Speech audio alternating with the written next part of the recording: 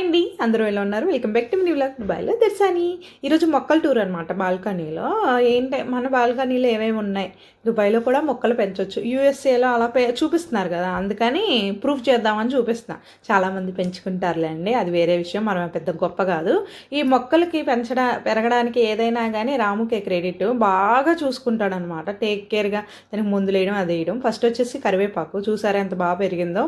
ఒక్కొక్కసారి కూరలో కూడా వేసేస్తా. రాము ఏం తెంపేస్తున్నావా అని తిడతాడనమాట. ఇవి వచ్చేసి ఇండియా నుండి సీడ్స్ తీసుకొచ్చాను, వంకాయ చెట్లు. రాముయే తీసుకొచ్చాడు అనుకోండి. సో ఇంకా నేను వచ్చేసరికి, దుబాయ్ వచ్చేసరికి వేసేసాడు. 1.5 మంత్ 2 మంత్స్ అయిందిలే అండి, నియర్ బై. ఇంత వచ్చినాయి అనమాట చెట్లు.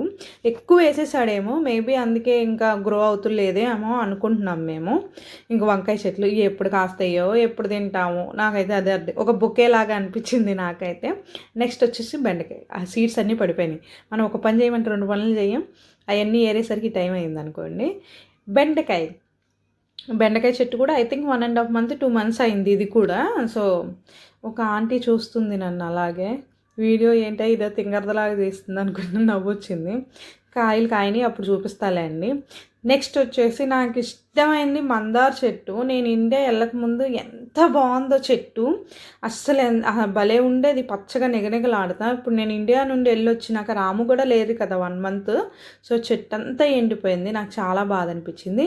నెక్స్ట్ వచ్చేసి ధనియాలు వేసాడు దీంట్లో, కొరియండర్.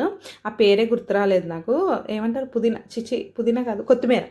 సో ఇలా వచ్చింది. అదేంటో తెలుగు రాదు, హిందీ రాదు, ఇంగ్లీష్ రాదు, అన్నీ సగం సగం బ్యాచ్.